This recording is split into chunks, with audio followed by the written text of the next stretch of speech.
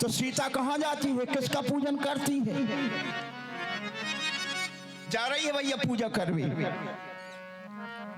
अरे पूजा करवे चली जाने की, पहुंची है फूल बगिया में, ओ गिरजा जी की मड़िया में। चली बगिया में, पूजा करवे मड़िया में। पूजा करवे चली जाने की, पहुंची है फूल बगिया में, गिरजा जी की मड़िया में। पूजा करवे चली रुक्मणी,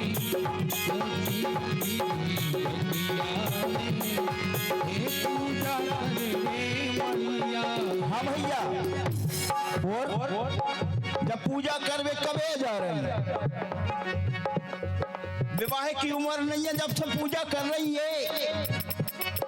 तो कवि का भाव देखो, ओरी पूजन खो जाए उम्र बारी में, गोरी पूजन हो जाए उम्र बारी में। गोरी पूजन खो जाए उम्र बारी में। गोरी पूजन हो जाए उम्र बारी में। भैया पूजा को थाल लेकर के और मंदिर में जाती है सीता, और क्या कह रही? जय जय जय गिरिराज किशोरी। हे माँ, जैसे आप गिरिराज की कन्या थी, ऐसे ही कन्या भाव हमारा है। जय महेश मुख चंद्र चकोरी। जैसे तुम्हें भगवान शंकर वर रूप में मिले, वैसे ही हमारी कामना है। और क्या कह रही? जय गज बदन खड़ानन माता, और जगति विजति दामनी द्रुत गाता। जैसे तुम्हारे दो बेटा है, ऐसे ही हमारी इच्छा है। भैया महामाया वो देवी प्रसन्न हो गई। प्रसन्न होने के बाद में आशीर्वाद दिया। विनय प्रेम बसे भई है भवानी, और खसिए माल मूरत मुझसे ज्ञानी। भई भवानी, खसी माल मूरत मुझसे ज्ञानी। ये माल मूरत मुझसे ज्ञानी।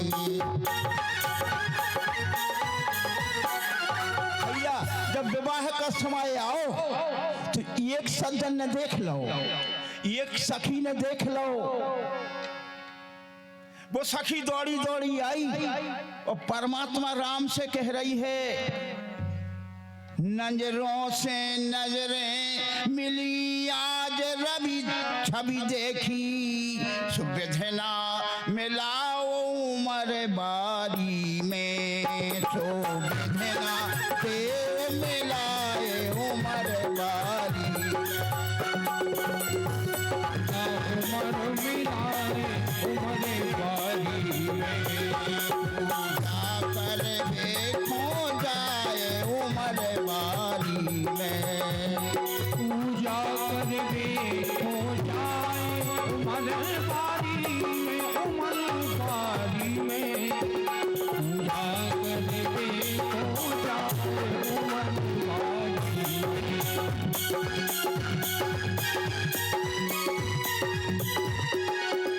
तो भैया रुक्मणी लिख रही है, अंतः पुरांतर चरीम निहत बंधुत्वा मुद बहे।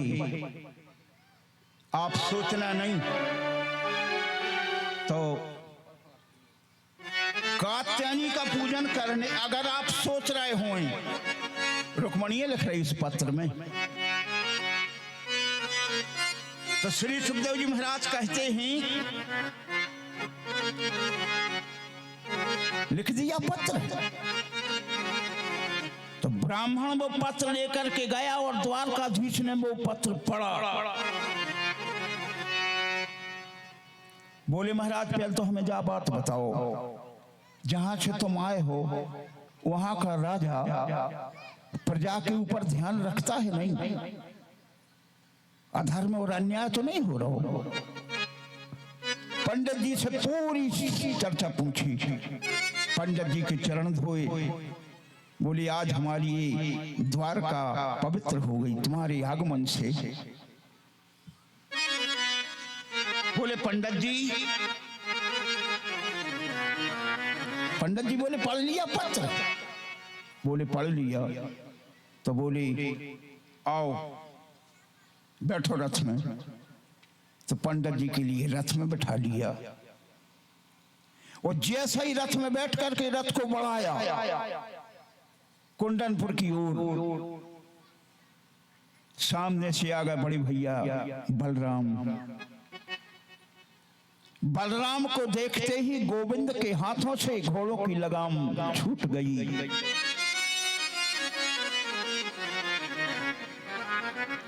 कन्हैया बोले दाऊ, कन्हैया बोले पंडित जी से हो गया हो, अब नहीं हो सके। बड़े भैया आगे सामने आए सो कहने लगे का भैया कन्हैया कहां जा रहे? पंडित जी बोले कुंडनपुर। भ्रातृ प्रेम तो देखो। पंडित जी बोले दाऊ भैया कुंडनपुर जा रहे। तो दाऊ भैया बोले कुंडनपुर? परसों जब वहां स्वयंवर है तो तुम क्यों जा रहे? न कोई सेनापति को पता, न मंत्री को पता, न हमें पता। वो कह रहे वहीं जा रहे। कन्हैया ने नहीं कहा। बलराम ने पूछी कहां जा रहे? तो कन्हैया कह रहे उताई। बोले कहां? कहीं वो ताई, कहीं कहां? कहीं वहीं। दाऊ भैया बोले पंडित जी कहां जा रहे लेके? बोले दाऊ भैया हम कुंडनपुर जा रहे। कन्हैया बोले हो गो ब्याह। दाऊ कहने लगे ब्याह करा भी जा रहे, परो स्वयंवर है, देश देशांतर के राजा ही, वो बिना बुलाए तुम जा रहे हो और कुछ विवाद हो जाए तो कोई है जिम्मेदार? बोले दाऊ भैया नाराज ने हो, हम कोई से किसी कुछ नहीं कहेंगे, लेकिन हमें जाना है। तो बलराम ने सेनापति की ओर देखा। बोले यहाँ आओ। सेनापति आ गया। बोले जी मान नहीं रहे, जा रहे हैं तो पूर्ण व्यवस्था होना चाहिए, वहां कोई उत्पात ना हो पाए। बोले क्यों? बोले शिशुपाल जैसे दुष्ट लोग आएंगे,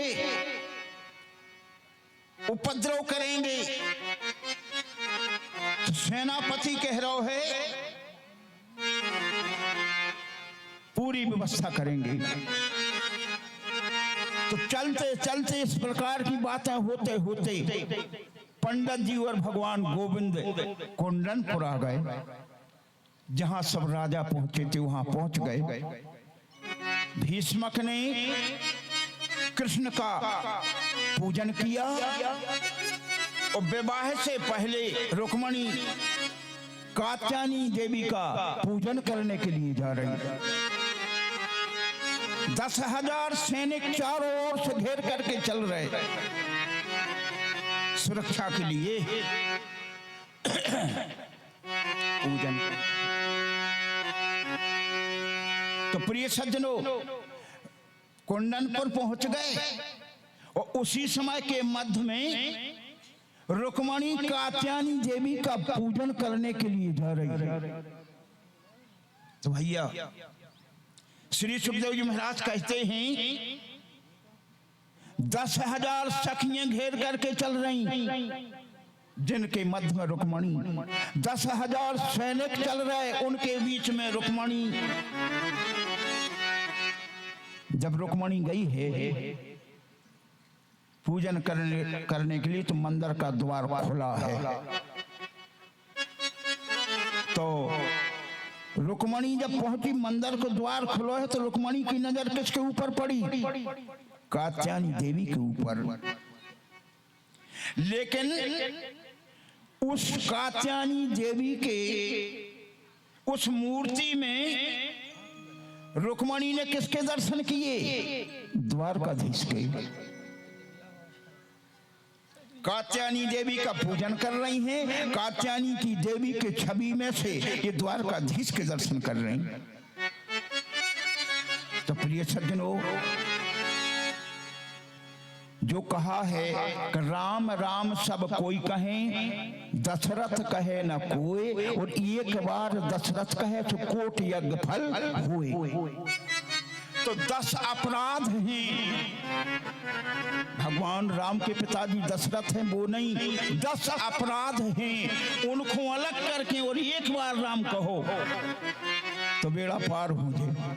तो जैसे वो में एक अपराध है कि तुम भगवान को भजन करत हो, कीर्तन करत हो, नाम जपत हो,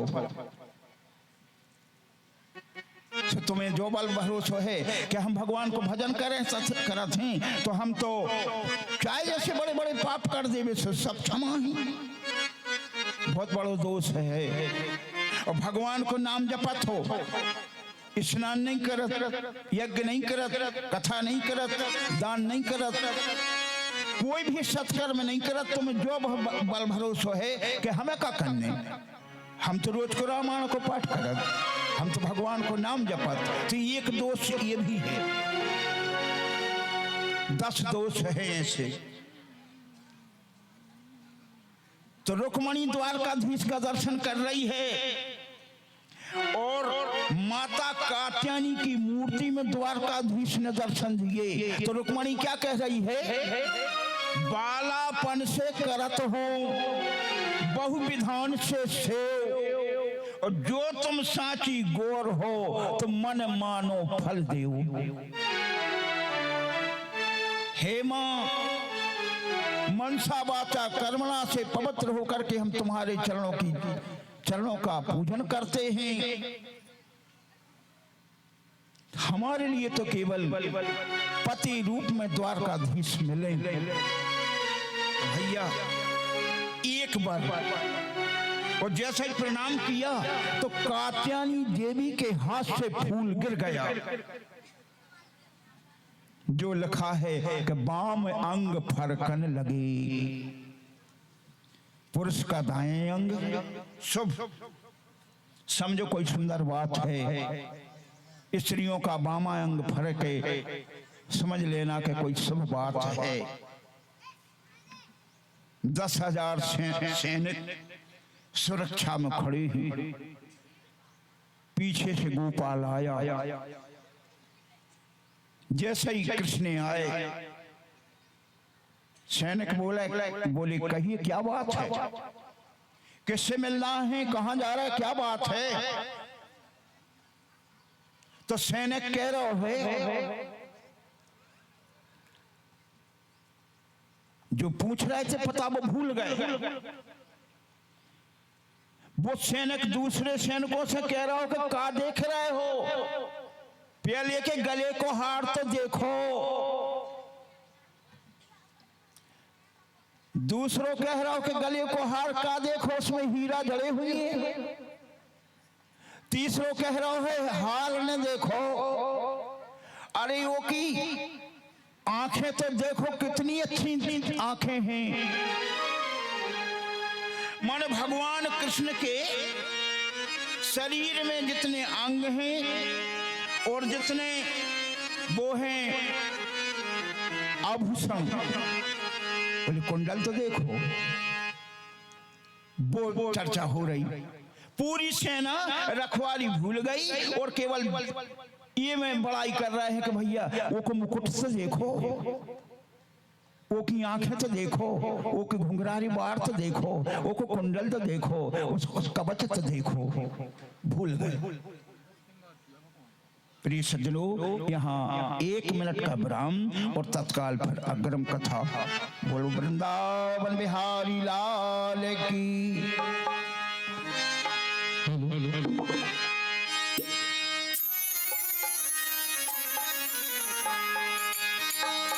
लगे दुल्हा सा दिलदार साबरे, लगे दुल्हा सा दिलदार साबरे,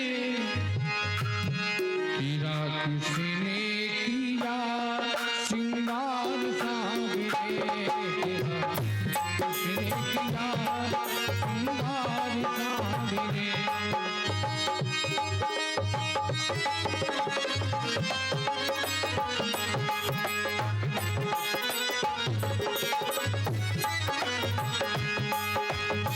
लगे दुल्हा सा दिलदार साबरे,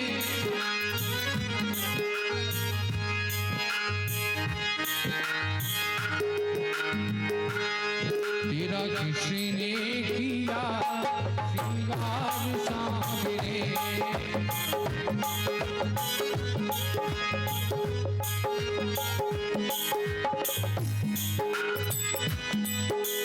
मस्तक पे मलिया गिरी चंदन केसर तिलक लगाया,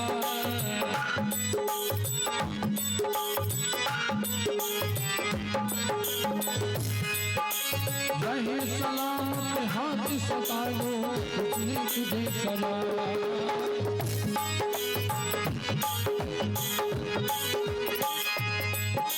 महकता रहे तू दिलदार साबरे, लगे लगे दुल्हा सा तू दिलदार साबरे, तेरा किसी ने किया श्रृंगार साबरे।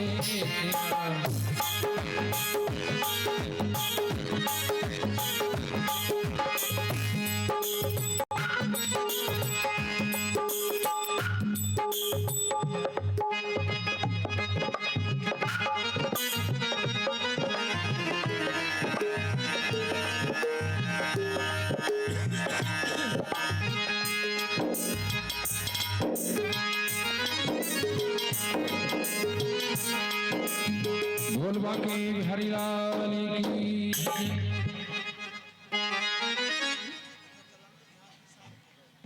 अच्छा, हाँ हाँ भाई,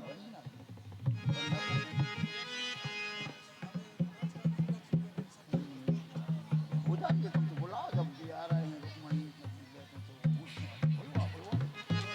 हाँ? नारायण नमस्कृत्य नरं चैव नरोत्तमं देवीं सरस्वतीं व्यासं ततो जयमुदीरयेत्।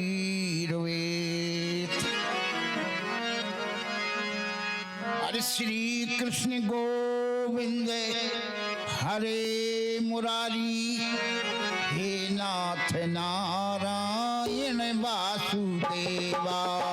श्री कृष्ण गोविंद हरे मुरारी, हे नाथ नारायण वासुदेवा। हे नाथ नारायण वासुदेवा। हे नाथ नारायण वासुदेवा। पितु मातु बंधु सखा हमारे, हे नाथ नारायण वासुदेवा। पितु मातु बंधु सखा हमारे, हे नाथ नारायण वासुदेवा। सज्जनों, श्री सुखदेव जी महाराज कहते हैं, मंदिर में, कात्यायनी देवी के मंदिर में, और रुक्मणी जिस समय पूजन करने के लिए गई तो भगवान द्वारकाधीश सेना के बीच में से घुसत जा रहे। सैनिक बोला चरणों की पादुकाएं तो देखो। दूसरों कह रहे सोने की हैं, इनमें हीरे लगे हैं। तीसरों कह रहा पादुकाएं देखो। चौथों कह रहा पीतांबर तो देखो। कन्हैया रुक्मणी के पास में पहुंचे तो रुक्मणी ने जयमाला डाल दी।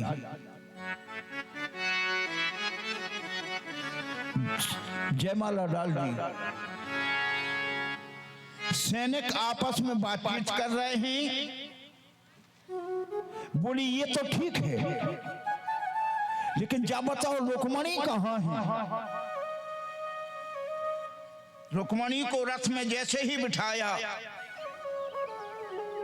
रथ के घोड़े अपने आप चलने लगे। रथ बड़ा और धीरे धीरे बाहर निकल करके रथ दौड़ गया। वो कह रहे हैं सैनिक आपस में कर जो तो सब ठीक है, लेकिन रुक्मणी कहाँ है? एक सैनिक कहने लगा रुक्मणी कहाँ है? रुक्मणी मंदिर में है। 2-5 सैनिक गए, बोले मंदिर में देख कर के आओ, मंदिर में रुक्मणी है? बोले मंदिर में नहीं है। तो बोले जो पता करो रुक्मणी है कहाँ? एक दूसरे से कह रहे रुक्मणी है कहाँ? वो कह रहा भैया हमें क्या पता। तो बोले पता करो रुक्मणी कहाँ है? बोले मंदिर में है। बोले मंदिर में नहीं है। एक सैनिक हंस करके बोला, हंस करके, जिसके ऊपर भगवान की कृपा है वो हंस करके कह रहे हो। बोले हम बताएं।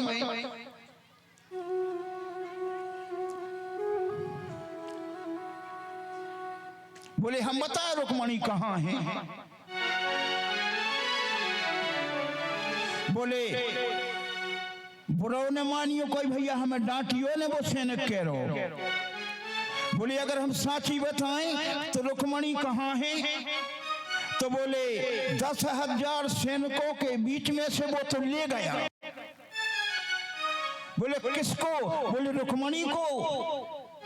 पूरी सेना में हाहाकार मच गया। वो तो ले गया, वो तो ले गया।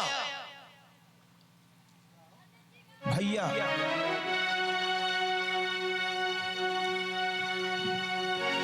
तो कछु सेना के लोग और बड़े भैया रुक्मी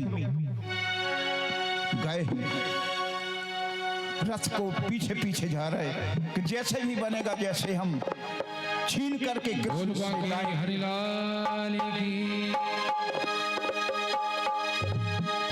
ऐसा लगता हो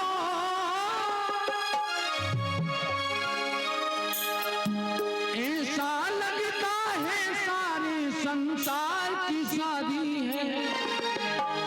आज मेरे श्याम की शादी है, मेरे घनश्याम की शादी है।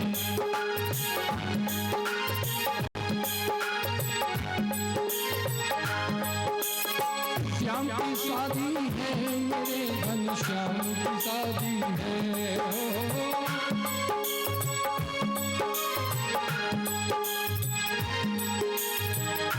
आज मेरे श्याम की शादी है, मेरे घनश्याम की शादी है।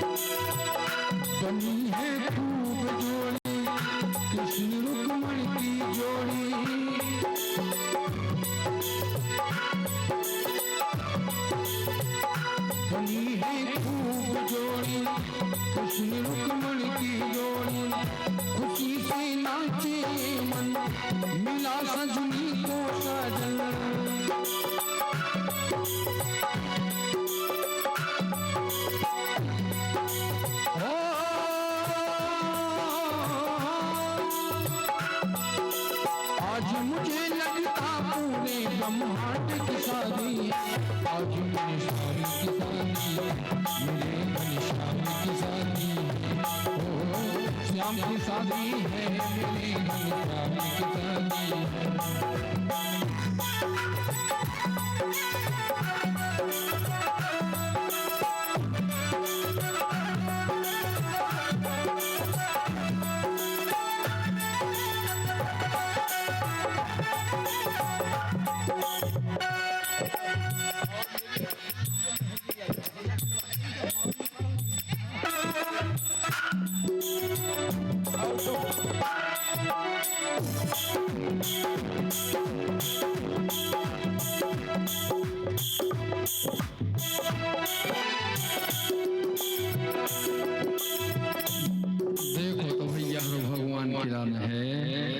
देखो तो मुस्कुराहट चेहरा पे।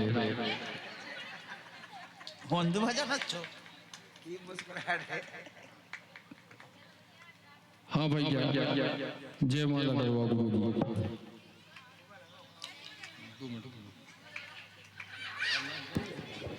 जय श्री राम। हाँ देव माला दो माला माला दो माला।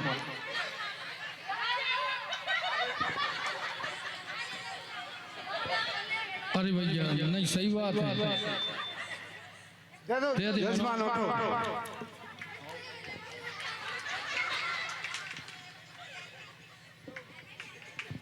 बैठ जाओ बच्चा सब बैठ जाओ।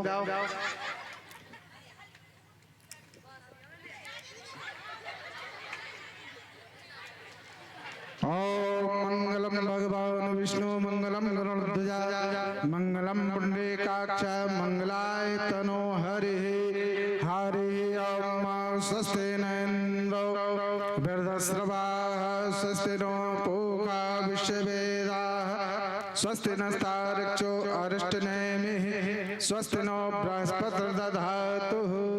बोले वृंदावन हरि लाल की। एक दूसरे को माला। देखो तो है भगवान हम क्या बोले तालियां बजाओ भैया तुम तालियां का अच्छी जम से बोल रुक्मणी कृष्ण भगवान की जजमान खड़े हो जाएं। और वास्तव में देखो भैया भगवान कृष्ण श्याम सुंदर और रुक्मणी मैया की जोड़ी देखो कितनी सुंदर लग रही है ना। हाँ जोड़ी का जवाब ही नहीं, हाँ जोड़ी का जवाब ही नहीं। दूल्हा बने न दिलाल की जोड़ी का जवाब ही नहीं।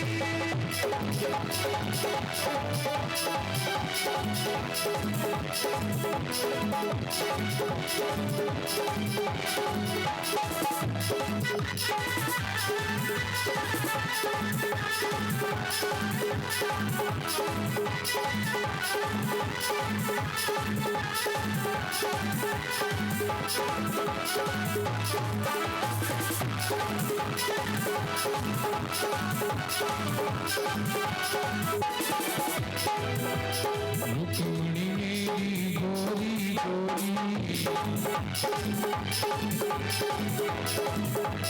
रुक्मिणी मेरी गोरी गोरी,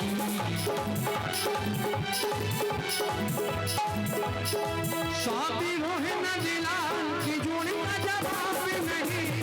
दूल्हा बने न दिलाल की जोड़ी का जवाब नहीं।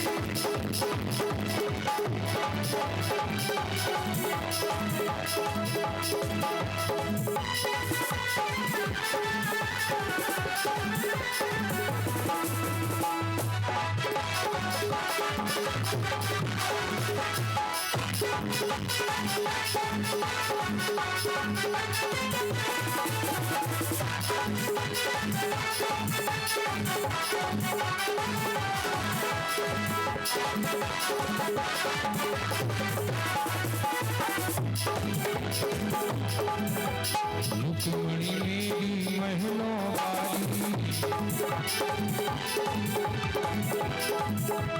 महलों वाली हम महलों वाली, रुक्मिणी मेरी महलों वाली।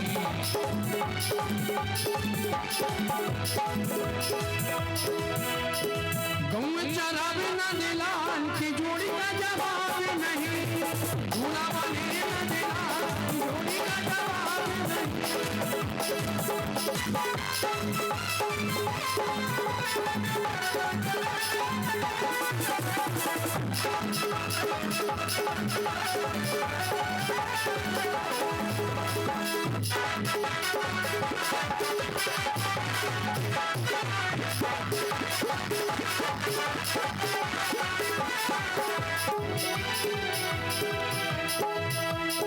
भूला बने नंदलाल की जोड़ी का जवाब नहीं, भूला बने नंदलाल की जोड़ी का जवाब नहीं, भूला बने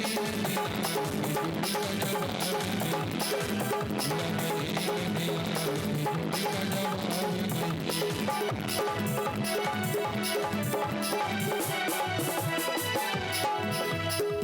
कभी जब तुम्हारे इतने जने बैठे अच्छा जा बताओ, अब ऐसा लग रहा हो कभी आओ नहीं, बताओ तुम्हारे लग रहा हो कभी आओगे,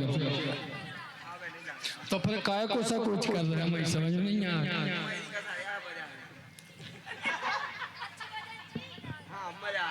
अच्छा जा बताओ, रुकमणी मैया की तरफ को है और बारात में को आओ। अरे देखो तो भैया, एक बारात के बीच हो जा, बारात तो भैया बहुत भयंकर है, लेकिन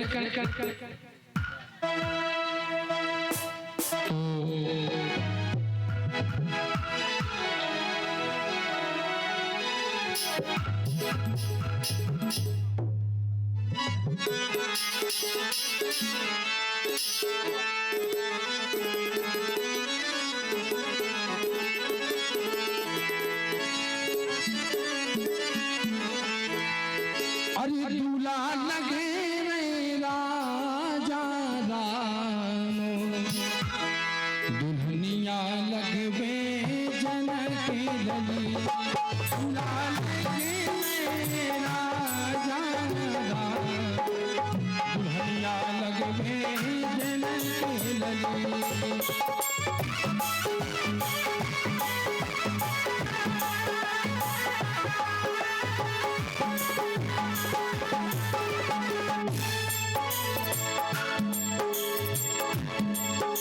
लग रहे राजा राम, भलिया गोनिया बराती, कई देहाती कई मेहराती, और जोड़ी लग गई आओ बाती, जोड़ी लग गई आओ बाती।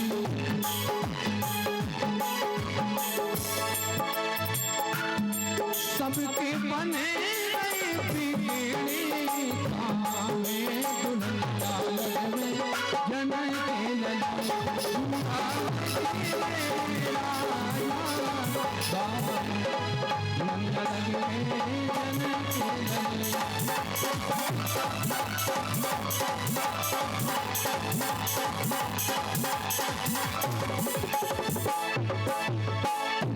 हरे बास मंद पे छाए, रुक्मण जी को श्याम बरन आए।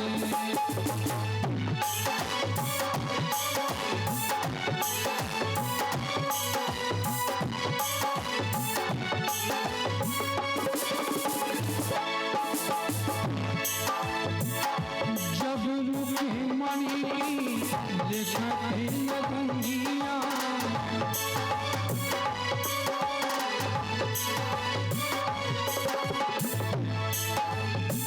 बरने बरने पाते आए, रुक्मणी जी को श्याम ब्याहने आए।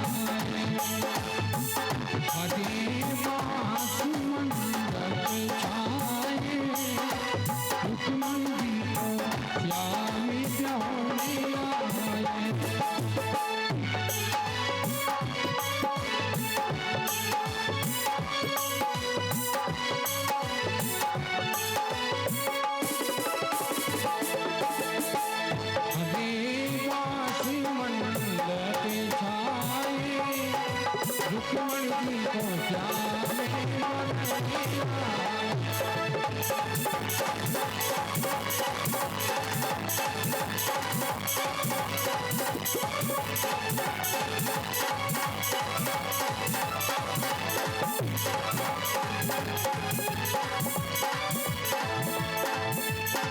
बोल रुक्मिणी कृष्ण भगवान की जय।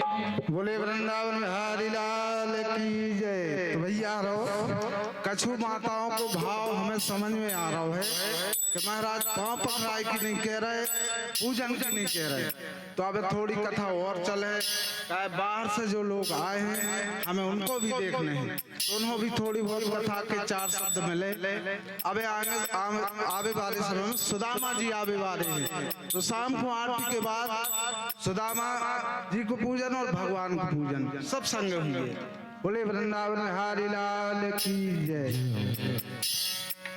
कृष्णाय वासुदेवाय हरे परमात्मने क्लेशनाशाय गोविंदाय नमो नमः।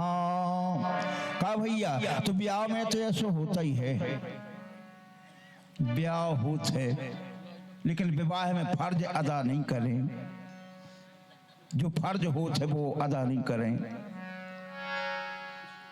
त्रेता में राम बोई राम, द्वापर में कृष्ण बने।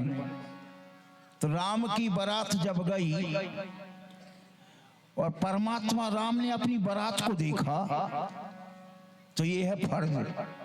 विचार कर रहे हैं कि हमारे रिश्तेदारी जहां हो रही है राजा जनक के यहाँ, वो जनक पक्ष के सब लोग परेशान हो जाएंगे। इतनी बारात को मिर्चवानी कहां से देंगे? तो भगवान राम की बारात है दूसरे नंबर की। विचार करियो, करत बारात को पयान नर नाहे आज, करत बारात को विचार नर नाहे आज। देवलोक में देवताओं की भीड़ लगी है, इतनी भयंकर बारात आई। भगवान राम ने अपनी बारात को देखा, कुछ बोला हुआ हो रहा मिर्चवानी को बारात लेवे को। तो जब बारात लाई जात है, जब मिर्चवानी बनत है, तो भगवान राम ने देखा कि हमारे इतने बाराती हैं कि जनक पक्ष के लोग मिर्चवानी सब लोगों को दे नहीं सके। तो भगवान ने अपनी दिव्य ऐसी माया से जिस समय बारातियों को देखा, यह है प्रेम प्रीति। प्रीत की रीत न जाए बखानी।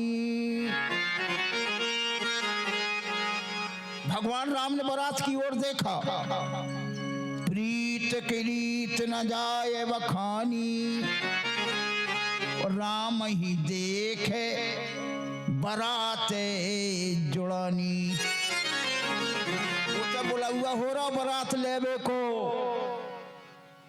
बरतिया कह रहा महाराज खबर पहुंचवा दे, मिर्चवानी ने बन है तो प्रीत की रीत न जाए बखानी, और राम ही देख बारात जुड़ानी। जब रिश्तेदारी हो जाए तो रिश्तेदार को परेशान न करो चाहिए। अब ब्याह तो ऐसे होता ही है। त्रेता में जब भगवान श्री राम की बारात गई, तो भैया कब तक का होगा? सखियां राम और लक्ष्मण को देख करके और गाली गा रही। तो लक्ष्मण जी को गुस्सा आ गई। सखियां क्या सुगा रही हैं? रामा बांधे लागे कईयो हो, लक्ष्मण बांधे लागे कईयो हो। रामा बांधे लागे कईयो हो, लक्ष्मण बांधे लागे कईयो। वो गा रही हैं, हमने सुनी है, सखियां गा रही हैं। तुम हो अयोध्या के माने हजूर, तुम हो अयोध्या के माने हजूर, तुम हो अयोध्या के माने हजूर, तुम हो अयोध्या के माने हजूर। आके जनक जी के बन गए मंजूर। रामा बांध लागे कईयो हो, लक्ष्मण बांधे लागे कईयो हो, रामा बांधे लागे कईयो। और गा रही है, क्या कह रही? गोरे है दशरथ गोरी तुम्हारी माई, दशरथ गोरी तुम्हारी माई, गोरे हैं दशरथ जी गोरी तुम्हारी माई, गोरे हैं दशरथ और गोरी है माई। तुम कैसे कलिया हो गए, तुम कैसे हो गए कलिया, बता दे रघुराई रामा बांध लागे कहियो हो।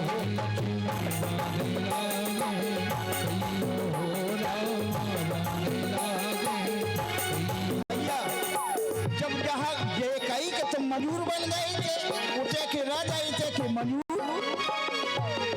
लक्ष्मण जी को गुस्सा आ गई। इतनी तो सुन के लखन हो गए लाल, इतनी बात सुन के लखन हो गए लाल, इतनी तो सुन के लखन हो गए लाल। इतनी तो सुन के लखन हो गए लाल। लक्ष्मण जी का कह रहे गावे और सुनवे को रखियो ख्याल रामा बांध लागे। ये लक्ष्मण बांध लागे, कहियो हो रामा बांध लागे कहियो। तो वो सखियां कह रही हैं ब्याह हुआ है महाराज बुरा न मानो, तो सखियां कह रही हैं इतनी सी बातों की मानने बुराई, बातों की मानने बुराई, तुम हमसे पहले तुम्हें छुट्टी कहाई रामा बांध लागे। ये लक्ष्मण बांध लागे, हो रामा बांध लागे। भैया जब पांव पखराई हो रही थी तो भगवान श्री राम राजा जनक के अंगना में मचल गए। तो कवि को भाव है राजा जनक के अंगना में मचले दूल्हा राम ये दुनिया।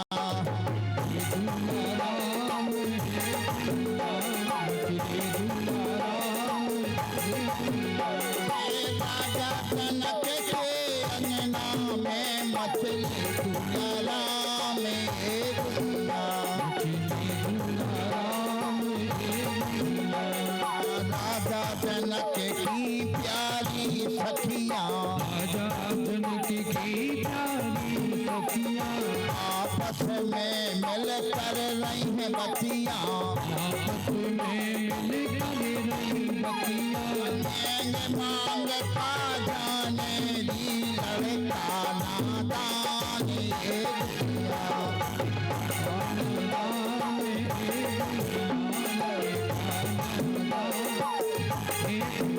सखियां कह रही हैं एक नेंग अब मैं मांगत हो, एक लेंगे अब मैं मांगत हो, चरण कमल की रज चाहत हो। चरण कमल की रज चाहते हो। लड़का बड़ो है ये लड़का बड़ो है बड़ो सियानो राम एक दुनिया।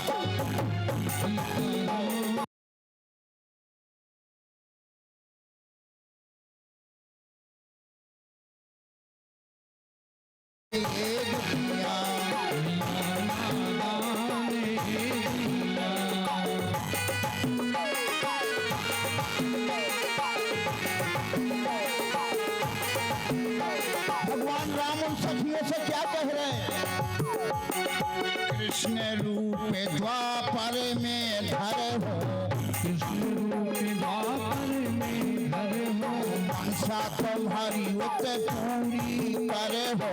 मनसा तुम्हारी उत पूरी कर हो।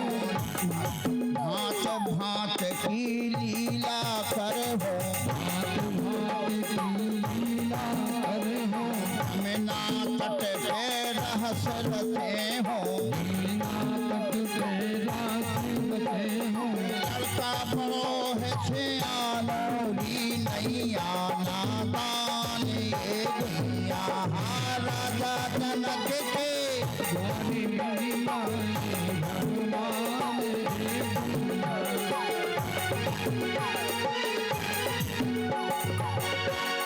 बोल वृंदावन वृंदावन कृष्ण चंद्र की। प्रिय सज्जनों, श्री सुखदेव जी महाराज कहते हैं रुक्मणी को लेकर के और जैसे ही चले उनके बड़े भैया रुक्मी ने पीछा किया, बहुत दूर तक रथ के पास में पहुंच गए।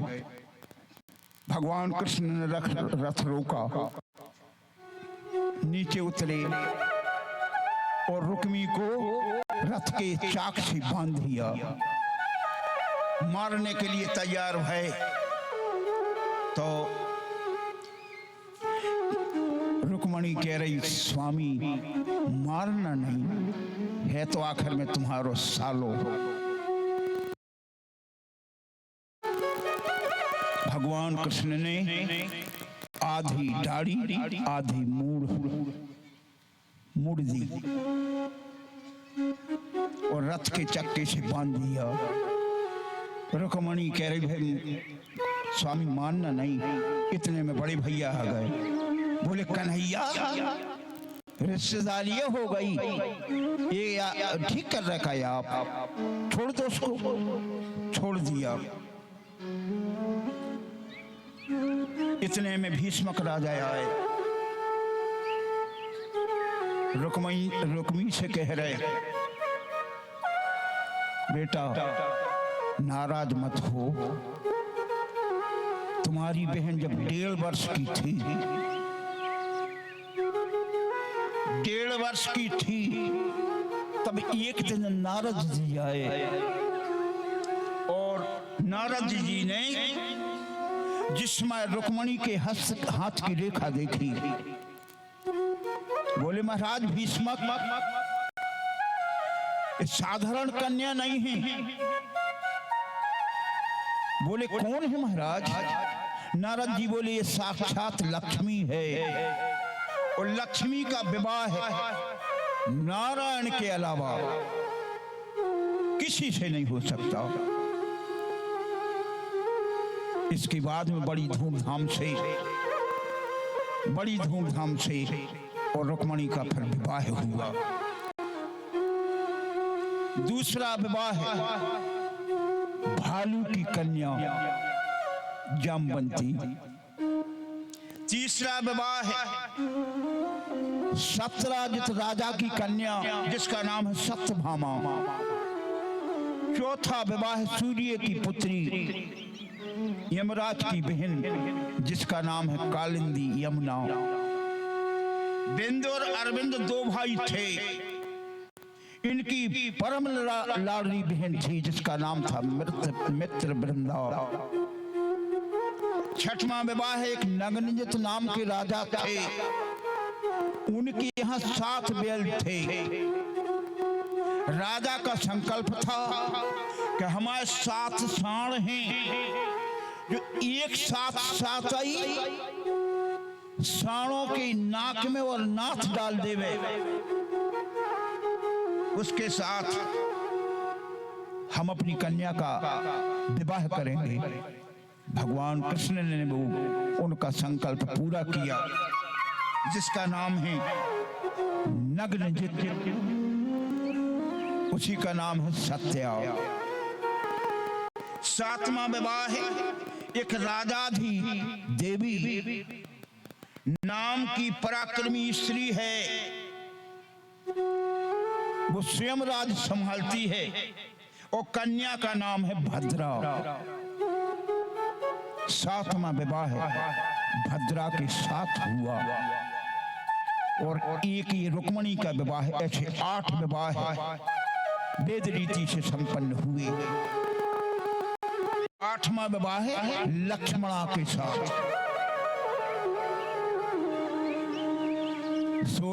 8 विवाह हो गए। 16,108 तो 8 विवाह ये हुए। वो 16,100 एक पराक्रमी राजा हैं जो भूमि से उत्पन्न हुए जिनका नाम है भौमासुर। इसने 16,100 कन्याओं को बंदी गृह में बंद किया। इसका संकल्प था 2,000 हो जाएंगी तो हम इनके साथ में स्वयंवर करेंगे। भगवान कृष्ण ने उनको मुक्त किया, बोले जाओ अपने अपने घर चली जाओ। जब जी अपने अपने घरे गई तो बोली इतने दिनों तक तुम कहाँ रही? बाहर, हमारे घर में रहने योग्य नहीं हो। 16,100 कन्याएं समुद्र किनारे गईं और समुद्र में डूब करके मरने का संकल्प लिया। तो टापू पर खड़ी हैं, सब समुद्र में कूदेंगी। पीछे से भगवान पहुंच गए, बोले हे देवियों, यहाँ आने का प्रयोजन क्या है? बोले प्रभु माता पिता ने हमको त्याग दिया। भगवान कह रहे हैं सब हमारे साथ में चलो, हम सबके साथ में एक साथ स्वयंवर करेंगे। तो 16,100 कन्याओं का ये स्वयंवर किया। तो भगवान कृष्ण के माथे पे है मोर का मुकुट। ये जो विवाह भय हैं, जो ब्रज वनिताएं हैं, ये साधारण नारी स्त्रियां नहीं हैं, ये सब वेद के मंत्र हैं। न भगवान कृष्ण का तो ये विचार है मोर का मुकुट धारण किया, मन कामदेव को जीता। तो सावन भादों में जब मोर पक्षी होते ही और जंगल में जब बिजली चमकत है और बादल गरजत है, जब इन जानवरों के लिए आता है आनंद, उस आनंद में एक मोर यहाँ बोली, एक वहां बोली, एक वहां बोली, सब मिलकर के एक जगह इकट्ठे होते हैं वो जानवर मोर। और जब वो इकट्ठे होते हैं तो उनको आनंद आता है। उनके आनंद को देख करके उनका जो मोरा होता है पति, वो उनके बीच में खड़ा हो जाता है, सबको देखता है। और जब वो सब पक्षी नाचते हैं, उस मोर को देख करके सब मोरनी नाच रही, उस नाच में प्रसन्न होकर के मोरा की आंखों से गिरते हैं अश्रु। तो वे अश्रु वे मोरनी जो हैं वो एक एक बूंद मुंह के द्वारा उदर में ले जाते हैं, तब वो गर्भवती होते हैं अश्रु के द्वारा।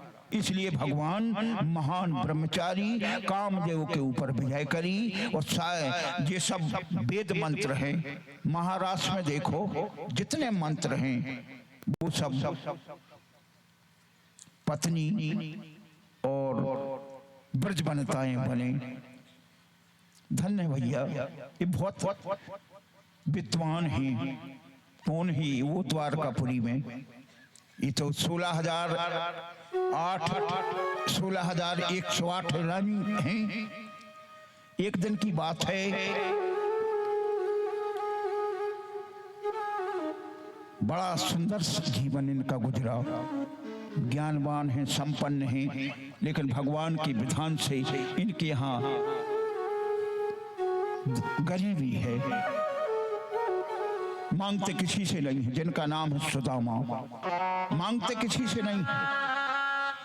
विधि का विधान, भगवान की कृपा हुई तो 1, 2, 3, 4 बेटा हो गए। अब एक दिन की बात है, भिक्षा मांगते नहीं है। ब्राह्मण अगर भिक्षा मांगता है तो उसकी ब्राह्मणता जो होती है वो नष्ट हो जाती है। तो ब्राह्मण को लेने का अधिकार है, भिक्षा मांगने का अधिकार नहीं है। तो किसी से नहीं मांगा, घर में कुछ है नहीं। अब बताओ भैया, एक दिन की बात है, भ्रमण करने के लिए निकल गए। एक मंदिर में ये भजन कर रहे हैं तो 24 घंटा हो गए जो घर लौटे नहीं है। 4 बेटा मध्य रात्रि में कह रहा है माँ भूख लगी, माँ भूख लगी। सुशीला इनकी पत्नी का नाम है, सुशीला कह रही है बेटा आप पिताजी आते होंगे, कुछ लाएंगे तो हम खिलाएंगे। तो अंत तो गत्वा 3 दिन और 3 रात्रि गुजर गए। भूख भूख चिल्लाते चिल्लाते और बेहोश हो गए। आज पड़े हैं 4 बेटा। सुशीला कह रही है बेटा बेटा, 2-3 बेर कहते, जब कहते सुशीला के हृदय में बहुत पीड़ा। सुदामा लौट करके आए। सुदामा से सुशीला कह रही है स्वामी देखा ये क्या है? 3 दिन और 3 रात हो गए, एक दाना नहीं मिला। बोली ये सब विधि का खेल है, देवी घबराओ मत, ठीक है। एक दिन सुदामा बैठे बैठे ओम नमो भगवती वासुदेवाय, ओम नमो भगवती वासुदेवाय, ओम नमो भगवती वासुदेवाय। सुशीला गई, खड़ी हो गई, और जब ये भजन में मस्त से आंखें बंद करके सुशीला रोने लगी। रोने की ध्वनि को सुनकर के और सुदामा की समाधि टूटी। बोली देवी कहाँ है, बोलो। बोली एक बात बताओ। बोले बोलो। बोली झूठ नहीं बोलना। बोले तो बोलो तो। बोले हम ये कह रहे हैं कि ऐसी जब मुसीबत कबलो रहे। सुदामा बोले जब तक विधाता की इच्छा हुई है सो बनी रहे। तो बोले जा बताओ, एक बात बताओ, हमने आज तक तुमसे कोई कपट तो नहीं किया। माने क्या कह रही कि हमने जा बताओ पतिव्रत धर्म का पालन किया है, नहीं। सुदामा ब्राह्मण बोले, आंखों में अश्रु झलक आए। बोले देवी तेरे जैसी पत्नी सबके लिए मिले, ऐसी गरीबी ऐसे निर्धनता को समय रहो, लेकिन कभी नहीं कहा 5-5 दिन की समस्या आ रही तो सुशीला ये नहीं कह रही कि हम भूखे हैं, लेकिन बेटा होगा 4 बेटों का रोना कल्पना सहन नहीं हो रहा। तो क्या कह रही, हमने पतिव्रत धर्म का पालन किया। बोले देवी किया। तो बोले एक बात हम पूछ रहे हैं, आप बताएंगे। बोले झूठ नहीं बोलना। बोले बोलो। बोले हमने सुनी है कि द्वारका के जो राजा हैं, द्वारकाधीश कृष्ण, वो तुम्हारे बाल सखा हैं क्या, तुम्हारे मित्र हैं। सुदामा बोले बाने पूछो, अगर साची कहो तो वो मित्र भी हैं और हमारे लंगोटिया यार भी हैं। हम 2 जन संग में रहते पढ़ते, गुरुकुल में पढ़ते हम अवंतपुरी उज्जैन में। तो सुशीला कह रही तुम्हें ये सुनी लगे कब के हम उते उनसे मिलाते। सुदामा बोले को ही ऐसे होने लगे, लेकिन हम तो 1000 बार मिले आए। सुशीला बोली कैसे। बोली जब हमें खबरात है सो आंखें बंद करत हैं सो हम द्वारकाधीश के दर्शन कर लिए। सुशीला बोली होगा काम, ये तो ध्यान में दर्शन कर लिए। अब जब तक जब देह ने जे है भैया कैसो गाना होए, कैसो भजन होए, मोबाइल में तुम सुनो तुम्हारो कल्याण नहीं हो सके जब तक ये देह से भजन न करो। ये देह से तो उन्हें विचार करो कि ये तो चाहे जब हो जात, जब देह ले गए है तो उन्हें पता कैसे चल है कि कितनी गरीबी है। बार बार ये इच्छा है उसकी, जाओ महाराज, जाओ महाराज, द्वारका जाहू जू, द्वारका जाहू जू, आठहु यामी यही बक मेरे, जो ना कहो करिए तो बड़ो दुख, जाऊं कहाँ अपनी गति हेरे। ये भी हम जाएंगे, ऐसे दुबले पतले ब्राह्मण को कौन प्रवेश होने देगा। द्वार खड़ो छड़िया प्रभु के, जहाँ भूपति जानन जानत नेरे, ओ पाने सुपारी बिचारे तू देखे, कि भेंटे को चारे ना चावो मेरे। लेकिन बार बार कह रही है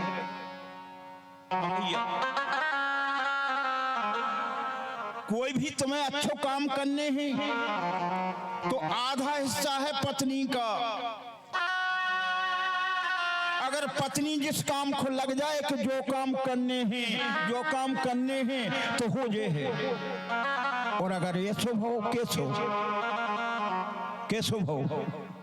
एक गांव में एक सज्जन रहते, नित्य प्रति पूनो हो वे कथा करते, तो दूसरी तीसरी पूनो हो जे महाराज के पहुंचे। बोले महाराज आज हम आए थे सत्यनारायण की कथा जो बंधी है सो आज थोड़ी जल्दी कर दियो। महाराज आ गए। बोले चलो आप हमारे। जब महाराज आए घर से तो रास्ता में मिला तो ये कुआं। वो कुआं के पास में हुआ है तो महाराज जी ने विचार करो कि ये अबे तो इनकी धर्म पत्नी स्नान कर रही है, हम तो प्याला है। चौक पुरन लगो भैया, पटली रखी गई, तैयारी हो रही। पत्नी आई तो उताई से सिर निकाले। जय बे बाबा की बेहा बाबा की जय हो जगदम्बा की। महाराज के लिए जो का होने लगो, जो का हो रहा हो। बागई पास में महाराज के लगे एक तो प्रेत बाधा है। अब ढूंढो गुनिया, चौक पर गो, अब नहीं हो रही कथा। पंडित जी कहने लगे हम फिर बाद में आए, तुम जब तक गुनियों को इंतजाम करो। ने भूत भग है ने भगवान की कथा हुई है। तो दो ही जौनों में अगर जो भाव है, स्वामी पूजे देवता भूत पूजनी जो, तुलसी घर में दो मते कुशल कहां से हो। ये काम बार बार कहे वो तो करने पर है। तुम्हारी नहीं है भागवत सुनने की इच्छा, लेकिन पत्नी महीना में 3 बेर कहते कि कल एक भागवत कह हो रहो तो तुम्हें करने पर है। द्वारका जाहू जो द्वारका जाहू जो, 8 हुआ में यही बक मेरे। विचार करो, गए 24 घंटा से ज्यादा नहीं रहे, समय है थोड़ो। 3.5 घंटा को समय चाहने है सुदामा की कथा सुनावे। 24 घंटा बड़ी समस्या आई भैया। 4 मुट्ठी चावल बोला आई तो परस से मांग करके अरन बरन के, कोई फटे टूटे हैं, कोई काले हैं, कोई छिलके हैं। पता चल जाए कि सुदामा के घर को एक भी दाना नहीं है। बड़ा दिव्य भाव है वहां। गए भगवान के भजन में ऐसे मस्त हैं, जा रहे हैं और पीछे को देख रहे हैं। हे भगवान ऐसी धर्म पत्नी सबको मिले, कम से कम भगवान से मिलने की लालसा तो है। और लौट के ये कह रहे हैं कि हे देवी उन्हें तो चावल दे दा 3 मुट्ठी 4 मुट्ठी। लौट के कह रहा है कि देवी तुमने बहुत अच्छा काम करो है, लेकिन हमने द्वारका देखी नहीं है, लेकिन जा रहे कहां पहुंच गए। बोले कहा भैया ये कौन सी नगरी है, जहां ये पहुंच गए वो कौन सी नगरी है। बोली ये नगरी है जिस नगरी में 24 घंटा। समझ लीजिए कौन नगरी है, कहां पहुंच गए। गोविंद जय जय गोपाल जय जय, गोविंद जय जय गोपाल जय जय, गोविंद जय जय गोपाल जय जय, गोविंद जय जय गोपाल जय जय, राधा रमण हरि गोविंद जय जय। कहाँ पहुंच गए भैया, वृंदावन। पूरे संसार में हजारों लोग कहते हैं राधे राधे महाराज, राधे राधे महाराज। कौन है राधा, कौन है राधा। जब भगवान ने ऊधो को भेजा ब्रज में, और उन जहाँ ब्रज में उन ब्रज वनताओं के द्वारा संदेशा उनने ऊधो को सुनाया। ऊधो जब लौट के आए तो भगवान बोले ऊधो ये है हमारी लीला, आंखें बंद करो। ऊधो ने आंखें बंद कर ली। बोले राधा वहां उलाहने दे रही। बोले हाँ। बोले करो आंखें बंद। सो जहां जहां बात हो रही है इनकी, बोले अब खोलो। आंखें खोली सो राधा और कृष्ण वहीं विराजे। बोले अब आंखें बंद करो। उद्धव ने आंखें बंद कर ली। बोले खोलो। खोली सो कोई नहीं है वहां। उद्धव देख रहे हैं कि कहाँ गए जी। उद्धव ध्यान कर रहे कि आखिर गए कहाँ। सो एक चीज भीतर से आ रही है। एक धरती में से एक चीज आई, पृथ्वी के ऊपर जैसा ही आए सो एक के दो रूप हो गए। तो वो ही राधा है, वो ही कृष्ण है, अंतर बिल्कुल नहीं है। कृष्ण और राधा नाम लेवे में अलग अलग हैं, लेकिन है एक चीज, वो ही कृष्ण वो ही राधा। नदी मिली, नदी पार कर गए, वहां गए, एक मुट्ठी चावल खाए, एक लोक दिया, दो मुट्ठी खाए, दो लोक गए, तीसरी हाथ में ले ली। तो रुक्मणी ने हाथ पकड़ लो। हाथ गहे प्रभु को कमला, कहाँ तुम नाथ है आस विश्वचारी, तुम कहाँ रहे हो। ब्राह्मण के ऊपर इतने दयालु क्यों हो रहे कि तुमने दो लोक दे दिया और तीसरो दे रहे। तो भगवान कृष्ण कह रहा है वो ब्राह्मण, वो भी तो ब्राह्मण तो जो कारण चिट्ठी लेकर के आओ। तो अगर ब्राह्मण चिट्ठी लेके नहीं आते तो तुम्हारा ब्याह तो कैसे हो जाता। कहने का तात्पर्य है दो मुट्ठी चावल के बदले में दो लोक की संपदा। समय कम है, 24 घंटा से ज्यादा नहीं रहे। लौटते वक्त ये कह रहे हैं कि देखो तो धोती तक नहीं बदली। लौटते वक्त द्वारकाधीश कह रहे हैं महाराज फिर से आइयो, क्या लगे कर हैं कब विचार। इन्हें तो कछु काम ना हती ने, लेकिन उनने तो पहले ही नगरी बसा दी और सब कुछ दे दो। तो प्रिय सज्जनों, सुदामा के ऊपर कृपा। अब होता क्या है, कभी कभी भगवान अपने परिजनों को बिठा करके और ये चर्चा भी करते हैं। एक दिन की बात है, अपने बेटाओं से कह रहे, बेटों से, बेटा आज हम तुमसे कुछ बात करो चाहत। बोले बोलो पिताजी। कृष्ण ने कहा बेटा हमने ऐसा अनुभव करो है कि व्यक्ति को बिगड़ने के 4 आसार होते हैं। 4। बोले कौन कौन।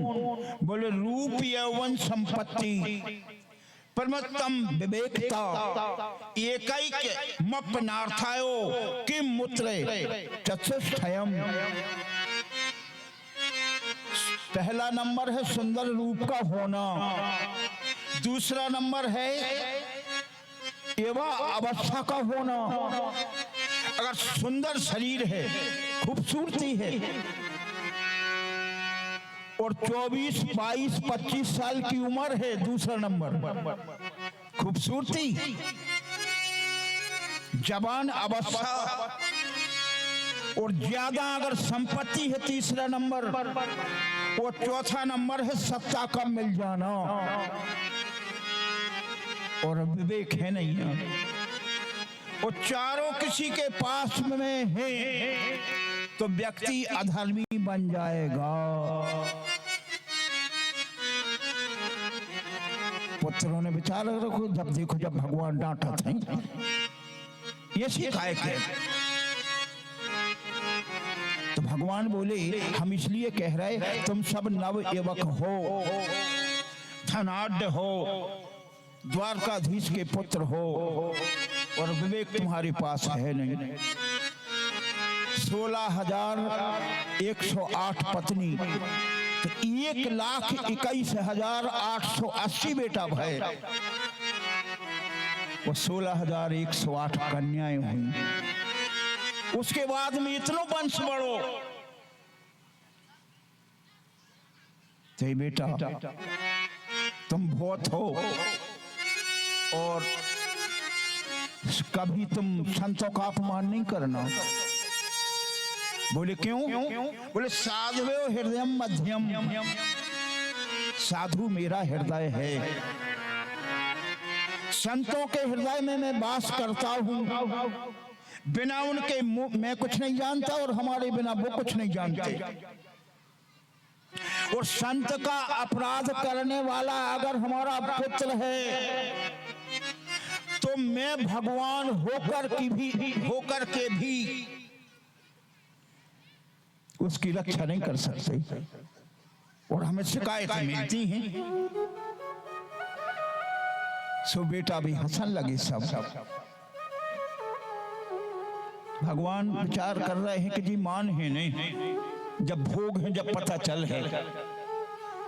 तो एक दिन की बात है, एक दिन सूर्य ग्रहण का दिन था। तो सब लोग सूर्य ग्रहण के समय प्रभास क्षेत्र में पर्व के समय स्नान करने के लिए गए।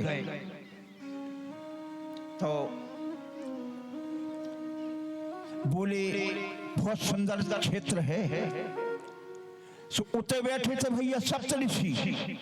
तो ये बेटा कहने लगे कि पिताजी इन संतों की चाहे जब बड़ाई करत हैं, जैसे विश्वामित्र हैं, भृगु हैं, अंग्र ऋषि हैं, कश्यप हैं, वामदेव हैं, अत्रि हैं, वशिष्ठ हैं, देवर्षि नारद हैं, ये बैठे हैं। तो भगवान कृष्ण के 16,108 विवाह हुए, सबके संतान हुई, लेकिन एक पत्नी की यहाँ संतान नहीं हुई। बताओ भैया, सबके बाल बच्चे होगा, एक पत्नी के भय नहीं है। वो कौन है? जामवंती। बोले एक दिन की बात है, जब जामवंती के यहां पुत्र नहीं हुआ, श्री सुखदेव जी महाराज कहते हैं,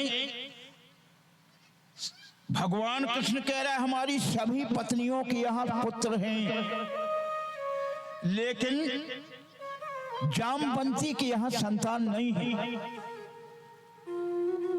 तो भगवान कृष्ण ने भगवान शंकर का ध्यान किया। शंकर जी प्रसन्न हो गए। बोले क्या बात है कन्हैया? बोले हम दो जनों में लड़ाई चल रही। कौन कौन में? भगवान शंकर में और पार्वती में। बोले कौन बात वैसे? बोले पार्वती कह रही जामवंती की पुत्री हम बनेंगे, और भगवान कृष्ण कह रहे जामवंती का, भगवान शंकर कह रहे जामवंती का बेटा मैं बनूंगा। तो द्वारकाधीश बोले दोनों जने एक साथ चलो। दोनों जने जब एक साथ आए और जामवंती के पुत्र बनी, जिसका नाम है सांब, सम्मिलित। तो इनने विचार किया प्रभास क्षेत्र में कि बहुत अच्छी जगह है।